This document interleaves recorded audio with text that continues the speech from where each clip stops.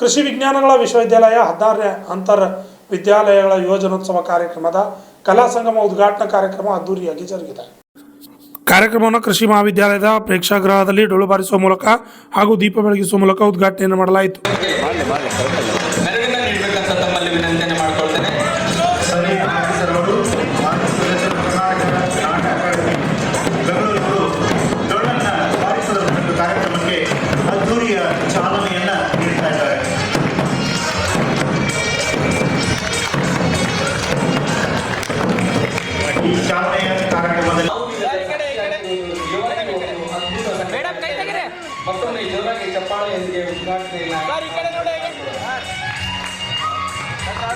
ಕಾರ್ಯಕ್ರಮವನ್ನು ಉದ್ದೇಶಿಸಿ ಹಾಸ್ಯ ಕಲಾವಿದರಾದ ವೈಜನಾಥ್ ಬಿರಾದಾರ್ ಅವರು ಮತ್ತು ಕರ್ನಾಟಕ ನಾಟಕ ಅಕಾಡೆಮಿಯ ಮಾಜಿ ಸದಸ್ಯರಾದ ಡಾಕ್ಟರ್ ಸಂದೀಪ್ ಮಾಳ್ಗೆ ಅವರು ಮಾತನಾಡಿದರು.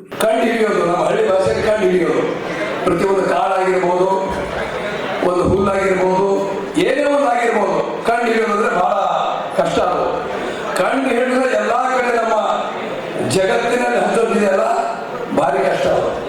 ಹಾಗಾಗಿ ಇಂಥ ಒಂದು ಕೃಷಿ ವಿದ್ಯಾಲಯದ ಒಂದು ವೇದಿಕೆಗೆ ನನ್ನನ್ನು ಬರಮಾಡಿಕೊಂಡು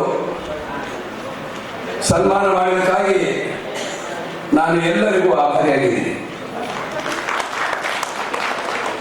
ಅದ್ರ ಜೊತೆಗೆ ಕಲೆ, ಸಾಂಸ್ಕೃತಿಕ ಕಲೆ, ಕೃಷಿ ಕಲೆ ಮತ್ತು ಎಲ್ಲ ಸಾಕಷ್ಟು ಗಂಗಾವತಿ, ರಾಯಚೂರು, ಆಗ್ರಿ ಮತ್ತೆ ಇಲ್ಲಿ ಗುಲ್ಬರ್ಗ ಸುತ್ತಮುತ್ತ ಎಲ್ಲ ಜಿಲ್ಲೆಗಳಲ್ಲಿ ಬಂದಿದ್ದಾರೆ. ನಮ್ಮ ಸಿನಿಮಾಗಳ ತಾವೆಲ್ಲರೂ ನೋಡ್ತೀರ, ನಿಮ್ಮನ್ನು ನೋಡುವಂಥ ಸೌಭಾಗ್ಯ ಇವತ್ತು ನನಗೆ ಸಿಕ್ಕಿದೆ. ಯಾಕಂದ್ರೆ ಎಲ್ಲ ಜಿಲ್ಲೆಗೆ ನಾನು ಹೋಗ್ಬೇಕಾದ್ರೆ ಒಂದು ವಾರ ಬೇಕು. ಅದು ಎಲ್ಲರೂ ನನ್ನ ಜಿಲ್ಲೆ ಸಿಕ್ಕಿದ್ದಾರೆ, ಅದೊಂದು ಖುಷಿ ವಿಷಯ. ಯಾಕಂದ್ರೆ ನಾನು ಗಂಗಾವತಿಯಲ್ಲಿ ಕನಸೆಂಬ ಕುದುರೆಯಲ್ಲಿ ಸಿನಿಮಾ ಅಲ್ಲೇ ಮಾಡಿದ್ವಿ. ಸುಮಾರು ಒಂದು 20 ವರ್ಷ ಅಲ್ಲೇ ಇದ್ವಿ ನಾವು, ವಾಣಿ ಭದ್ರೇಶ್ವರ ಗುಡ್ಡದಲ್ಲಿ. ಆಮೇಲೆ ಗಂಗಾವತಿ, ಕೊಪ್ಪಳ, ರಾಯಚೂರಲ್ಲಿ ನಾನು ಶೂಟಿಂಗ್ ಮಾಡಿದ್ದೀನಿ, ನಾಟಕ ಆಗಿದ್ದೀನಿ, ರಾಜ್ಯೋತ್ಸವ, ಪ್ರತಿಯೊಂದು ಎಲ್ಲ ಜಿಲ್ಲೆಯಲ್ಲೂ ಹೋಗಿದ್ದೀನಿ. ಹಾಗಾಗಿ ಇವತ್ತು ಒಟ್ಟಿಗೆ ನನಗೆ 5-6 ಜಿಲ್ಲೆ ರೈತರಾಗ್ಬೋದು, ಕಲಾವಿದರಾಗ್ಬೋದು, ದೊಡ್ಡ ಅಧಿಕಾರಿಗಳಾಗಿರ್ಬೋದು, ಎಲ್ಲರೂ ಒಟ್ಟಿಗೆ ನೋಡುವಂಥ ಸೌಭಾಗ್ಯ ಇವತ್ತು ನನಗೆ ಸಿಕ್ಕಿದೆ. ನನ್ನ ಮೂಲತಃ ಬೀದರ್ ಜಿಲ್ಲೆ ಭಾರತೀಯ ತಾಲೂಕು ತೇಗಪುರ ಗ್ರಾಮ. ನಾನು ಸಿಕ್ಕಾಪಟ್ಟೆ ಓದಿದ್ದೀನಿ, ನನ್ನಷ್ಟು ಯಾರು ಓದಲಿಕ್ಕೆ ಸಾಧ್ಯನೇ ಇಲ್ಲ. ನಾನು ಓದಿದ್ದು 3ನೇ ಕ್ಲಾಸ್. 3ನೇ ಕ್ಲಾಸ್ ಯಾಕೆ ಹೇಳ್ತಿದ್ದೀನಿ ಅಂದ್ರೆ, ಚಿಕ್ಕ ವಯಸ್ಸಲ್ಲಿ ನಾವು ರೈತಾಪಿ ಕುಟುಂಬ, ಕೃಷಿ. ನಮ್ಮ ತಂದೆಯವರು ಚಿಕ್ಕ ವಯಸ್ಸಲ್ಲೇ ತಿಳ್ಕೊಂಡ ತಕ್ಷಣ ನಾವು ಹೊಲದ ಕೆಲಸ ಮಾಡುವಂತ ಒಂದು ಸಮಯ ಬಂದ್ಬಿಟ್ಟು, ನಮ್ಮಲ್ಲಿ ನಮ್ಮ ಮೇಷ್ಟ್ರಲ್ಲಿ ನಾವು ಸರ್ಕಾರಿ ಶಾಲೆಗೆ ಹೋಗಲೇ ಇಲ್ಲ, ಖಾಸಗಿ ಮಾಡ್ತೀವಿ ನಾವು. ಖಾಸಗಿ ಮಾಡ್ತೀವಿ. ನಾಗಶೆಟ್ಟಿ ಮಾಸ್ತರ್ ಅಂತ ಹೇಳಿದ್ರು. ಅವಾಗ ಎಷ್ಟಿತ್ತು ಅಂದ್ರೆ ತಿಂಗಳಿಗೆ ₹1 ಇತ್ತು. ಅವ್ರು ಏನ್ ಹೇಳ್ತಿದ್ರೆ, ಸ್ಕೂಲಿಗೆ ಯಾರು ಕರೆಕ್ಟಾಗಿ ಶಾಲೆಗೆ ಬರ್ತಾರೋ ಮುಂದುವರೆಗೆ ಇರ್ತಾರೆ, ಅವ್ರು ಪಾಸ್, ಮಧ್ಯದಲ್ಲಿ ಬಿಟ್ಟರೆ ಫೇಲ್. ನಾನು 3ನೇ ಕ್ಲಾಸ್ ಪೂರ್ತಿ ಓದಿದೆ, 4ನೇ ಕ್ಲಾಸ್ ಓದಲಿಕ್ಕೆ ಆಗಲಿಲ್ಲ. ಉಗಾದಿ ತನಕ ಓದೋ, ದಸರಾ ಬಿಟ್ಬಿಟ್ಟು ಅದಕ್ಕೆ ನಾನು ಅರ್ಧ ಕ್ಲಾಸಲ್ಲಿ ನಾನು ಸುಮ್ಮನೆ ಹಾಸ್ಯ ಹಾಕೊಂಡು ನಾನು ಓದಿದ್ದು 3ನೇ ಕ್ಲಾಸ್. ಇವತ್ತು 3ನೇ ಕ್ಲಾಸ್ ವ್ಯಕ್ತಿಗೆ ಇಂಥ ಒಂದು ಕೃಷಿ ಒಂದು ಎಲ್ಲ ಗಣ್ಯರ ಸಮ್ಮುಖದಲ್ಲಿ ಮಾತಾಡುವಂತಹ ಒಂದು ಸೌಭಾಗ್ಯ ಸಿಕ್ಕಿದೆ. ಹಾಗಾಗಿ ಮೂಲತಃ ನಾನು ರಂಗಭೂಮಿ, ಊರಲ್ಲಿದ್ದ ಕೋಲಾಟ, ಡಬ್ಬಿನಾಟ, ಭಜನೆ, ಕೀರ್ತನೆ ಅದೆಲ್ಲ ಮಾಡ್ತಿದ್ದೆ. ಮೂಲತಃ ರಂಗಭೂಮಿ, ಆಮೇಲೆ ಏಕಪಾತ್ರ ಅಭಿನಯ, ಆಮೇಲೆ ಜಾನಪದ, ಆಮೇಲೆ ರಸಮಂಜರಿ, ಆಮೇಲೆ ಧಾರವಾಹಿ, ಸುಮಾರು ಇಲ್ಲಿವರೆಗೆ ಒಂದು 600 ಸಿನಿಮಾದ ಪಾತ್ರ ಮಾಡಿದ್ದೀನಿ. ಒಂದು 7-8 ಸಾವಿರ ನಾಟಕಗಳು, ರಸಮಂಜರಿ ಕಾರ್ಯಕ್ರಮ 1000ಕ್ಕೂ ಮೇಲು, ಏಕಪಾತ್ರ ಅಭಿನಯ 1000ಕ್ಕೂ ಮೇಲು, ಆರ್ಕೆಸ್ಟ್ರಾ 1000ಕ್ಕೂ ಮೇಲು, ಧಾರವಾಹಿ 100ಕ್ಕೂ ಹೆಚ್ಚು. ನನಗೆ ನಾಟಕ ಅಕಾಡೆಮಿ ಪ್ರಶಸ್ತಿ ಸಿಕ್ಕಿದೆ, ರಾಜ್ಯೋತ್ಸವ ಪ್ರಶಸ್ತಿ ಸಿಕ್ಕಿದೆ, ನಾಡಪ್ರಭು ಕೆಂಪೇಗೌಡ ಪ್ರಶಸ್ತಿ ಸಿಕ್ಕಿದೆ. ಆಮೇಲೆ ಅಂತಾರಾಷ್ಟ್ರೀಯ ಪ್ರಶಸ್ತಿ ಸ್ಪೇನಿಂದ ಅಮಿತಾಬ್ ಬಚ್ಚನ್ ಅವರ ಒಂದು ಚಿತ್ರದ ಎದುರುಗಡೆ ಕನಸೆಂಬ ಕುದುರೆ ಒಂದು ಚಿತ್ರ ಗಿರೀಶ್ ಕಾಸರಳ್ಳಿ ಅವರ ನಿರ್ದೇಶನದಲ್ಲಿ ಮೂಡಿ ಬಂದಿದ್ದು. ಅಮಿತಾಬ್ ಬಚ್ಚನ್ ಅವರ ಚಿತ್ರದ ಎದುರು ನಿಲ್ಲುವಂತಹ ಒಂದು ಶಕ್ತಿ ಇತ್ತು. ಕೊನೆಗೆ ರಾಷ್ಟ್ರ ಪ್ರಶಸ್ತಿ ಅಮಿತಾಬ್ ಬಚ್ಚನ್ ಅವರಿಗೆ ಹೋಯಿತು. ತದನಂತರ ನನಗೆ ಸ್ಪೇನಿಂದ ಬೆಸ್ಟ್ ಆಕ್ಟರ್ ಅಂತ ಹೇಳಿ ಒಳ್ಳೆ ಪ್ರಶಸ್ತಿ ಸಿಕ್ತು.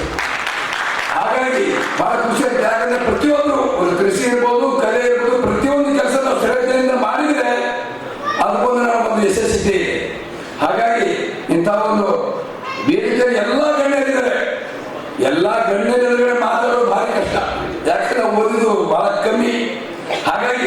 ಏನಾದರೂ ತಪ್ಪುಗಳಾಗಿದೆ ತಾವು ಅದನ್ನ ಹೊಟ್ಟೆಗೆ ಹಾಕೊಂಡು ನಾನು ಕ್ಷಮಿಸ್ಬೇಕಂತ ಹೇಳಿ ನಾನು 2 ಮಾತು ಮುಗಿಸ್ತೀನಿ.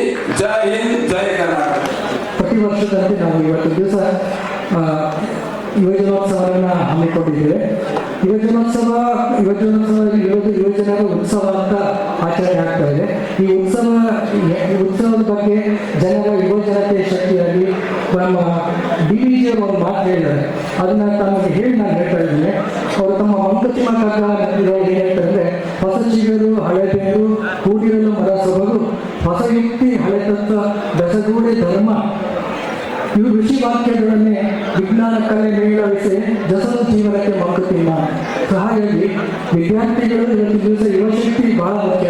ಅವರ ಒಂದು ಚೈತನ್ಯ, ಅವರ ಅದನ್ಯವಾದ ಪ್ರತಿಭೆ ಹೊರಗೆ ಬರಬೇಕಾದ್ರೆ ಅದಕ್ಕೊಂದು ವೇದಿಕೆ.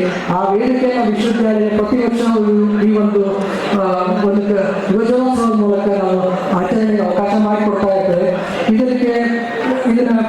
ಈ ಪಠ್ಯಕ್ರಮದ ಜೊತೆಗೆ ಅವರು ವಿದ್ಯಾರ್ಥಿಗಳ ಜೊತೆಗೆ ತಮ್ಮ ಬಿಡುಗಡೆ ಟೈಮ್ನಲ್ಲಿ ನಾವು ಅವ್ರನ್ನ ಪ್ರೊಫೆಷನಲ್ ಅಂತ ಕರೆಯೋಲ್ಲ, ಅಮೇಚರ್ಸ್ ಅಂತ ಕರೀತೀವಿ. ಅಂದರೆ ಹವ್ಯಾಸಿಗಳಾಗಿ ತಮ್ಮ ಸಿಕ್ಕ ಸಮಯದಲ್ಲಿ ಅದರ ಬೇರೆ ಬೇರೆ ಕಲಾ ಪ್ರಕಾರಗಳಲ್ಲಿ 5 ಥರ ಕಲಾ ಪ್ರಕಾರಗಳನ್ನು ನಾವು ಹಮ್ಮಿಕೊಂಡಿರ್ತೇವೆ. ಮೊದಲನೇದಾಗಿ ಸಂಗೀತದಲ್ಲಿ, ಆಮೇಲೆ ಥಿಯೇಟರ್ಸ್ ಅಂತ ಕರಿತೀವಿ, ರಂಗಭೂಮಿ ಇರ್ಬೋದು, ಆಮೇಲೆ ಫೈನ್ ಆರ್ಟ್ಸ್ ಇರ್ಬೋದು, ಲಿಟರರಿ ಇವೆಂಟ್ಸ್ ಇರ್ಬೋದು, ಆಮೇಲೆ ಫೋಕ್ ಡ್ಯಾನ್ಸ್ ಇರ್ಬೋದು, ಆಮೇಲೆ ರಸಪ್ರಶ್ನೆ ಕಾರ್ಯಕ್ರಮ. ಈ ರೀತಿ ಕಲಾ ಪ್ರಕಾರಗಳಲ್ಲಿ ಅವರ ಒಂದು ಪ್ರತಿಭೆಯನ್ನು ಹೊರಹಚ್ಚುವ ಕೆಲಸನ ಇವಾಗ 3 ದಿವಸ ಯುವಜನೋತ್ಸವದಲ್ಲಿ ಮಾಡ್ತಾ ಇದ್ದೇವೆ. ವಿಶ್ವವಿದ್ಯಾಲಯ 2009ರಿಂದ ಕರ್ನಾಟಕ ಹೊಸ ವಿಶ್ವವಿದ್ಯಾಲಯ ಆದ ನಂತರ ಸತತವಾಗಿ 16 ಯುವಜನೋತ್ಸವ ಆಗುತ್ತದೆ. 16 ಮೊದಲು ಬಹಳ ಕಡಿಮೆ ಟೀಮ್ಗಳಿದ್ವು, 2-3 ಟೀಮ್ಗಳಿದ್ವು. ಆನಂತರ ಬರ್ತಾ ಹೊಸದಾಗಿ ನಮ್ಮಲ್ಲಿ ಇತ್ತೀಚಿನ ವರ್ಷದಲ್ಲಿ ಕೃಷಿ ಮಹಾವಿದ್ಯಾಲಯ ಹಾಗೂ ಕೃಷಿ ಮಹಾವಿದ್ಯಾಲಯ ಗಂಗಾವತಿ ಸೇರಿ ಒಟ್ಟು 7 ಕಾಲೇಜುಗಳು ನಮ್ಮಲ್ಲಿದ್ದಾವೆ. ಅದರಲ್ಲಿ ಈ ರಾಯಚೂರಲ್ಲಿ 3 ಕಾಲೇಜುಗಳು PG ಸೇರಿ, ನಂತರ ಕಲಬುರಗಿ ನಮ್ಮ ಹೋಸ್ಟ್ ಕಾಲೇಜ್ ಒಂದು 4, ಭೀಮರಾಯನಗುಡಿ ಕಾಲೇಜು ಪ್ಲಸ್ ಈ 2 ಹೊಸ ಕಾಲೇಜ್ ಸೇರಿ 7 ಕಾಲೇಜುಗಳು ಸ್ಪರ್ಧಿಗಳಾಗಿ ಭಾಗವಹಿಸ್ತಾ ಇದ್ದಾರೆ.